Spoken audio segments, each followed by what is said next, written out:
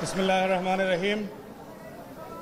মাননীয় উপদেষ্টা মণ্ডলী, সদস্য যারা আছেন, প্রিয় শারমিন আপা, ফরিদা আপা, সাইদুল ভাই, রিপন ভাই, আয়োজকবৃন্দ এবং আমাদের জুলাইয়ের কর্মী ভাই বোনেরা, আসসালামু আলাইকুম। একটা বিখ্যাত রোমান্টিক গান আছে, গানটা তো আপনারা অবশ্যই জানেন সবাই। কারা যেন ভালোবেসে আলো জ্বেলেছিল, সূর্যের আলো তাই নিভে গিয়েছিল, আমায় প্রশ্ন করে নীল ধ্রুব তারা। জুলাইয়ের কর্মীরা, জুলাইয়ের যোদ্ধারা হচ্ছে বাংলাদেশের লাল সবুজের পতাকার বুকে এক একটা নীল ধ্রুব তারা,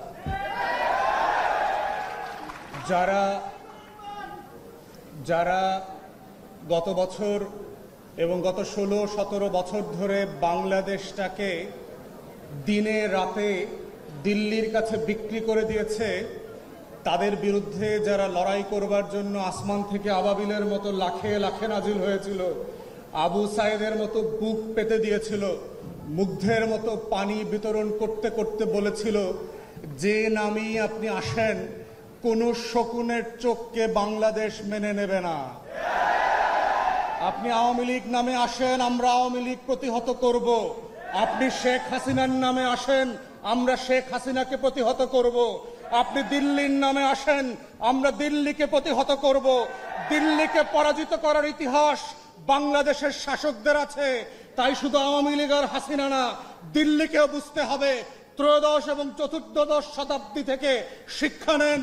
আমার লাল সবুজের পতাকার দিকে যদি শকুনের মতো করে তাকান, আমরা লাখে লাখে কোটিতে কোটিতে প্রান্তে প্রান্তে আবু সাইদ হয়ে ফিরে আসব এবং আপনাদেরকে রুখে দেব। বাংলাদেশ বিক্রি করার জন্য জন্ম হয় নাই, লাখো শহীদের রক্তে গড়া দেশটা কারো বাপের না। কোন বংশের কাছে, কোন ব্যক্তির কাছে আমরা বাংলাদেশ বন্ধক দেই নাই এবং দেব না। অতএব সেই বাস্তবতাই হচ্ছে নতুন করে আবার জুলাই যোদ্ধাদেরকে, আমরা যারা জুলাই রাজপথে ছিলাম, আমাদেরকে মাথায় রাখতে হবে এই রাষ্ট্রের শত্রু কারা। প্রতিদিন এই রাষ্ট্রের ক্ষতি করবার জন্য দেশে এবং বিদেশে বসে কারা ষড়যন্ত্র করছে, হাজার হাজার কোটি টাকা অপচয় করে লুটপাট করে আজকে বাংলাদেশকে অস্থির করবার জন্য উঠে পড়ে লেগেছে। ওরা কারা? প্রতিদিন ফেসবুকে এবং ইউটিউবে বলবার চেষ্টা করছে, আগেই তো ভালো ছিলাম, 40 বছরে এত মদ দেখি নাই। এই সুশীলরা কারা? গত 16 বছর যারা কলম ধরে নাই। ওই গণমাধ্যমগুলো কারা? গত 16 বছরে কোনো অন্যায়ের বিরুদ্ধে যারা কলম তোলে নাই, প্রতিবাদ করে নাই, বরং গণভবনে গিয়ে, বঙ্গভবনে গিয়ে তেল দিয়েছে শুধু এই রাষ্ট্রের ক্ষতি করে। তাদের কলমে সেদিন কালি ছিল না, আজকে কলমে এত কালি কোথায় আসছে? এগুলো আপনার কলমের কালি না, এগুলো আবু সাইদদের রক্তে গড়া বাংলাদেশের রক্তাক্ত কালি। এই কালির সাথে বেঈমানি আমরা আগেও মেনে নেই নাই, পরেও মেনে নেব না ইনশাআল্লাহ।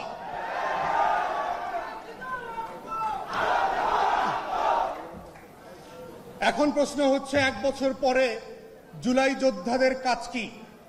আজকে কি প্রায়োরিটি আমার রক্ত দেয়া, না রক্তে পাওয়া বাংলাদেশটাকে নতুন করে গঠন করা? আজকের প্রায়োরিটিটা কি? দেখেন, এক্সাম্পল দেয় ইতিহাস থেকে। দ্বিতীয় বিশ্বযুদ্ধের পরে যাদের নেতৃত্বে ব্রিটেন এবং ইউরোপ এবং ওয়েস্টার্ন ফোর্সেস যুদ্ধে জিতল, সেই Winston Churchill, British prime minister, যুদ্ধের পরের যে নির্বাচন ছিল, সেই নির্বাচনে 45 সালে তিনি হেরে গেলেন। তাহলে যার নেতৃত্বে যুদ্ধ হলো, যার নেতৃত্বে দেশ জিতল, সেই লোক এবং সেই দলটা পরবর্তী নির্বাচনে কেন হেরে গেলেন? 45 সালে ব্রিটিশ হিস্ট্রিতে Labour Party for the first time landslide victory নিয়ে ক্ষমতায় এসছে। কি কারণ ছিল? তাহলে যুদ্ধে বিজয় হওয়া একটা জিনিস, আর বিজিত রাষ্ট্রকে গঠন করবার লড়াইটা হচ্ছে আর একটা জায়গা। তাই জুলাই যোদ্ধাকে বুঝতে হবে, গত বছরের যে লড়াইটা আমার ছিল, সেই লড়াইটা 25-এ ভিন্নভাবে করতে হবে, 26-এ আর একভাবে করতে হবে। এবং এই লড়াইটা করতে করতে কিভাবে নতুন বাংলাদেশকে গড়তে হবে, সেই জায়গাটা আজকে জুলাই যোদ্ধাদেরকে বুঝতে হবে। কারণ যেই যুদ্ধটা গত বছর ছিল, হাসিনার বিরুদ্ধে, আওয়ামী লীগের বিরুদ্ধে, ভারতের বিরুদ্ধে। সেই যুদ্ধটা আজকে তৈরি হয়েছে আমাদের বাংলাদেশকে নতুন করে গড়বার জন্য, যেইটাকে আমরা বলছি নতুন রাজনৈতিক বন্দোবস্ত, যেইটাকে আমরা বাংলাদেশ 2 বলছি, যেইটাকে বলছি দায় ও দরদের ভিত্তিতে এই দেশটাকে নতুন করে সাজানোর কথা। তাহলে সেই নতুন বাগানটা কিরকম হবে, কিভাবে হবে, সেই বাংলাদেশ 2টা দেখতে কিরকম হবে, সেই স্বপ্নটা আমাদের তরুণদেরকে, আমাদের জুলাই যোদ্ধাদেরকে বুঝতে হবে এবং আত্মস্থ করতে হবে। এবং এটার প্রথম কাজ হচ্ছে, যেটা শুরু হবে, সেটা হচ্ছে বাংলাদেশ রাষ্ট্রের শত্রুদেরকে বুঝতে পারা, চিনতে পারা। এটাই হচ্ছে বাংলাদেশ রাষ্ট্রের স্বাধীনতা, সার্বভৌমত্বের একমাত্র মাপকাঠি এবং বাংলাদেশি নাগরিক হওয়ার শর্ত, যে আপনি বাংলাদেশের শত্রুকে বোঝেন কিনা, শত্রুকে চেনেন কিনা। কোন রাষ্ট্র দিনরাত এই বাংলাদেশ রাষ্ট্রের উপরে ছোবল মারার চেষ্টা করছে, আখন্দ ভারতের নামে আমার মানচিত্রটাকে খেয়ে ফেলবার চেষ্টা করছে, আমার জল, আমার স্থল, আমার আকাশ, আমার পানি, আমার নদী, আমার পরিবেশ সবকিছুকে দিন রাতে খেয়ে ফেলছে। প্রতি বছর বন্যায় বন্যায় আমার কোটি কোটি মানুষকে বন্যস্রোত করে দিয়ে ভাসিয়ে দিচ্ছে। সেই শত্রুটাকে, যে বঙ্গোপসাগরে আমার তেল গ্যাস চুরি করে নিয়ে যাচ্ছে, সিলেটের পাহাড় থেকে আমার পাথর চুরি করে নিয়ে যাচ্ছে, আমার বন্দর থেকে স্বার্থ নিয়ে যাচ্ছে, আমার ব্যবসা নিয়ে যাচ্ছে, গার্মেন্টসের ভিতরে বিভিন্ন ইন্ডাস্ট্রিতে একের পর এক যে অরাজকতা তৈরি করছে, সেই শত্রুকে আজকে বুঝতে পারাটা হচ্ছে নতুন বাংলাদেশের নাগরিক হওয়ার প্রধানতম শর্ত। এবং শর্তটা পূরণ করতে হবে জুলাই যোদ্ধাদেরকেই। এবং শুধু ভারত না, ভারতের দালাল শত্রুদেরকে বুঝতে হবে, কারা কারা প্রত্যেক দিন ভারতের হয়ে বাংলাদেশে আমাকে আপনাকে বিভ্রান্ত করে, ভারতের পক্ষে কথা বলে, ভারতের বুদ্ধিজীবিতা করে, দিল্লির গোলামি শেখায়, দিল্লির চোখ দিয়ে বাংলাদেশকে দেখা এবং দুনিয়াকে দেখতে শেখায়। এই যে পলিটিক্যাল ডিসকোর্স আছে, এই বয়ানটাও জুলাই যোদ্ধাদেরকে আজকে ভালোভাবে বুঝতে হবে। এবং দেখেন, প্রত্যেক দিন পত্রিকায় পড়েন, মনে হচ্ছে বৈষম্য বিরোধী ছাত্র আন্দোলনের ছেলেমেয়েরা দেশের সব কিছু লুটপাট করে খেয়ে ফেলছে। দেখলে মনে হইতেছে বাংলাদেশে আর কোনো ইবলিস ছিল না 24-এর আগে, সব ফেরেশতা ছিল, 24-এ সব ইবলিস হয়ে গেছে। ঠিক উল্টা গল্পটা শেখাচ্ছে। মাদকের ব্যবসায় কে দায়ী? সমন্বয়ক দায়ী। চাঁদাবাজি করতেছে কে? সমন্বয়ক করতেছে। তদবির করতেছে কে? সমন্বয়ক করতেছে। অতএব এই যে নতুন অভ্যুত্থানের নেতা কর্মীদেরকে শত্রু বানানোর রাজনীতি চলছে, অতএব এই জুলাই যোদ্ধাদেরকে বুঝতে হবে সেই শক্তিগুলো কারা, সেই গণমাধ্যমগুলো কারা, যারা দিল্লির বয়ান কায়েম করবার চেষ্টা করছে, বাংলাদেশকে যারা নতুন করে স্বাধীন করেছে, সেই স্বাধীনতার নায়কদেরকে প্রত্যেক দিন প্রত্যেক রাতে বাংলাদেশের শত্রুতে পরিণত করছে, দেশের জনগণের মুখোমুখি দাঁড় করানোর চেষ্টা করছে। এই দিল্লির বয়ানটা বোঝা আজকের জুলাই যোদ্ধাদের জন্য অতীব জরুরি। এবং এটার মধ্য দিয়েই হচ্ছে আপনি নাগরিক হবেন, এটার মধ্য দিয়েই হচ্ছে বাংলাদেশ রাষ্ট্র আগামী দিন টিকে থাকবে কিনা সেই টিকে থাকার শর্ত তৈরি হবে। এবং সেই শর্তের ভিতরে শুধু বিদেশি শত্রু না, কারা কারা আজকে বাংলাদেশে মৌলবাদীদের উত্থানের গল্প শোনাচ্ছে, জঙ্গি উত্থানের গল্প শোনাচ্ছে। এই গল্প তো আমরা 2001 থেকে দেখেছি, যেই গল্পগুলোর মধ্য দিয়ে আমার মাদ্রাসার ছাত্র আলেম ওলামায়ে কেরাম বিরোধী দলের রাজনীতিবিদদেরকে গুম করার, খুন করার, আয়না ঘরে নেওয়ার বৈধতা তৈরি হয়েছে। যেই গল্পের মধ্য দিয়ে জিয়া পরিবারের সদস্যদেরকে গুন্ডা বানানো হয়েছে, চোর বানানো হয়েছে, হাওয়া ভবনের নাটক তৈরি করা হয়েছে। যেই গল্পের মধ্য দিয়ে জাতীয়তাবাদী দেশপ্রেমিক শক্তিকে কিভাবে একের পর এক মিথ্যা মামলা দিয়ে বাংলাদেশের রাজনীতিতে নাই করে দেওয়া হয়েছে, এই গল্পটাও আপনাদেরকে বুঝতে হবে। বুঝতে হবে গত 53 বছরের রাজনীতিতে নাটক, সিনেমা, গল্প, গান, ফিল্ম, ফটোগ্রাফি সবকিছুর মধ্য দিয়ে দেশপ্রেমিক মানুষদেরকে অপর করার চেষ্টা করা হয়েছে। যারাই দিল্লির আধিপত্যবাদ মানছে না তাদেরকে জঙ্গি ট্যাগ দেওয়া হচ্ছে, তাদেরকে মৌলবাদী বানানো হচ্ছে, তাদেরকে হাওয়া ভবন বানানো হচ্ছে, তাদেরকে দেশের শত্রু বানানো হচ্ছে, তাদেরকেই পশ্চিমের কাছে গিয়ে বলা হচ্ছে বাংলাদেশে নাকি দক্ষিণপন্থীদের, মৌলবাদীদের উত্থান ঘটছে। এই চক্রান্ত হচ্ছে দিল্লির আলাপ এবং কলকাতার বয়ান। এই চক্রান্ত আমরা 2001 থেকে বারবার দেখেছি। বাংলাদেশের দেশপ্রেমিক শক্তিকে, গণ অভ্যুত্থানের পক্ষের শক্তিকে, জাতীয়তাবাদী শক্তিকে কিভাবে নাই করে দেবার বয়ান এবং বৈধতা তৈরি করেছে। তাই আজকে যারা জুলাই যোদ্ধা ছিলেন আপনাদেরকে বুঝতে হবে সেই শত্রুরা কারা, কারা কারা গণমাধ্যমে বসে পুরাতন বাংলাদেশের বন্দোবস্তকে ফিরায় নিয়ে আসার চেষ্টা করছে, কারা কারা প্রত্যেক দিন রাতে টকশোতে বসে জুলাইয়ের বিরুদ্ধে মতামত তৈরি করছে। আগেই তো বেশ ভালো ছিলাম, এমন দেশ কি চেয়েছিলাম যেই দেশ আমাকে দিল্লি থেকে নতুন করে স্বাধীন করেছে। অতএব সেই বাংলাদেশটা কোথায়? সেই বাংলাদেশটার আকাঙ্ক্ষাকে নতুন করে ধারণ করবার জন্য শত্রু আইডেন্টিফাই করা খুবই জরুরি। এবং তরুণদেরকে, শিক্ষার্থীদেরকে, তরুণীদেরকে, যারা শহীদ পরিবার, আহত পরিবার আছেন, আগামী দিনের বাংলাদেশ থাকবে কি থাকবে না এটা শর্ত হচ্ছে সেখানে। দ্বিতীয়ত হচ্ছে সংস্কারের আলাপ। আমরা যখন নতুন বাংলাদেশের গল্প বলছি, এই বাংলাদেশটা কেমন হবে সেটা ডিপেন্ড করছে আমরা কেমন বাংলাদেশ চাই।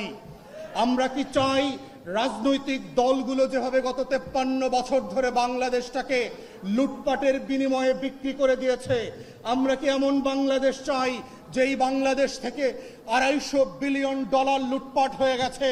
আমরা কি সেই বাংলাদেশ চাই যেখানে 40টা ব্যাংক রেড জোনে চলে গেছে? আমরা কি সেই বাংলাদেশ চাই যেই দেশে 800 গুমঘর তৈরি হয়েছে, আয়নাঘর তৈরি হয়েছে? আমরা কি সেই বাংলাদেশ চাই পুলিশ, গোয়েন্দা সংস্থা, র্যাব রাতের 2টায় 3টায় গিয়ে আমাকে আপনাকে বাসা থেকে উঠায় এনে বুড়িগঙ্গায় লাশ হিসেবে ডুবায় দেবে, পাথর চাপা দেবে? আমরা কি সেই বাংলাদেশ চাই যেই বাংলাদেশে ভোট হবে না, গণতন্ত্র হবে না? আমরা কি সেই বাংলাদেশ চাই যেই বাংলাদেশে এক বংশ এবং এক পরিবারের শাসন কায়েম হবে? আমরা কি সেই বাংলাদেশ চাই মসজিদে নামাজ পড়া অবস্থায় ধরে এনে গুম ঘরে পাঠিয়ে দিয়েছে, হাজার হাজার লাশের কবর পাওয়া যায় নাই? আমরা কি রায়ের বাজারের বধ্যভূমির সেই বাংলাদেশ চাই? আমরা কি সেই বাংলাদেশটা চাই যেই বাংলাদেশে আজাদির গল্প বললে দিল্লি আপনাকে শত্রু আর জঙ্গি বানাবে? আমরা কি সেই বাংলাদেশটা চাই যেই বাংলাদেশে নারীকে নারীর মতো করে সম্মান না দিয়ে ভোগ্যপণ্যের মতো ট্রিট করা হবে? আমরা কি সেই বাংলাদেশটা চাই যেই বাংলাদেশ আমার আপনার জীবন থেকে 17টা বছর কেড়ে নিয়ে গেছে? আমরা কি সেই বাংলাদেশ চাই ঘুম থেকে উঠবার আগে আপনি জানবেন যে ভোট হয়ে গেছে? আমরা কি সেই বাংলাদেশ চাই যেই বাংলাদেশের আমলারা প্রত্যেক দিন এবং প্রত্যেক রাতে আমাদেরকে তালগাছ দেখায়? আমরা কি সেই বাংলাদেশ চাই যেই বাংলাদেশের সশস্ত্র বাহিনী 17টা ঘোড়া নিয়ে দিল্লির কাছে বাংলাদেশ বিক্রি করে দিয়ে আসছে? আমরা কি সেই বাংলাদেশ চেয়েছিলাম যেই বাংলাদেশে আমি আপনি অপর হিসাবে বাস করব? না নতুন বাংলাদেশটা আসলে আমার স্বপ্নের বাংলাদেশ হবে, যেই বাংলাদেশে আমার আজাদির লড়াই, আমার 71-এর ঘোষণাপত্র সাম্য, মানবিক মর্যাদা এবং সামাজিক সুবিচারের ভিত্তিতে একটা বৈষম্যহীন বাংলাদেশ উপহার দেবে, যেই বাংলাদেশ সবার হবে, চাকমার হবে, মারমার হবে, পাহাড়ির হবে, বাঙালির হবে, অবাঙালি উর্দুভাষীর হবে, হরিজন সাঁওতালের হবে, নারী এবং পুরুষের হবে, মুসলমান এবং হিন্দুর হবে, বাঙালি এবং অবাঙালি সবাই মিলে যে রাষ্ট্র গড়বার স্বপ্ন ছিল শত শত বছরের এই জমিনের আজাদির লড়াইয়ের বাংলাদেশ, সেই বাংলাদেশটাই হচ্ছে বাংলাদেশ 2। সেই বাংলাদেশটাই হচ্ছে জুলাই আগস্টের গণ অভ্যুত্থানের বাংলাদেশ। ওই বাংলাদেশটাকে আমরা ফেরত চাই, যেই বাংলাদেশে সেবা এবং সমস্যা সমাধানের রাজনীতির মধ্য দিয়ে আমরা একটা নতুন বাংলাদেশ গড়ব। বারে বারে যেন আমাকে রাস্তায় এসে লড়াই করে রক্ত দিতে না হয়। আমরা যেন সেই বাংলাদেশটা চাই, এটাই যেন শেষ গণ অভ্যুত্থান হয়। যদি রাজনৈতিক দলগুলো এই বাস্তবতা না শুনে, এই বাস্তবতা মেনে না নিয়ে তার খাসলত পরিবর্তন না করে, তাহলে মনে রাখবেন জুলাই ঘোষণাপত্র আর জুলাই সনদের মধ্য দিয়ে আগামী দিনের নতুন গণ অভ্যুত্থানের ইশতেহার দেওয়া হবে নতুন বাংলাদেশ গড়বার জন্য।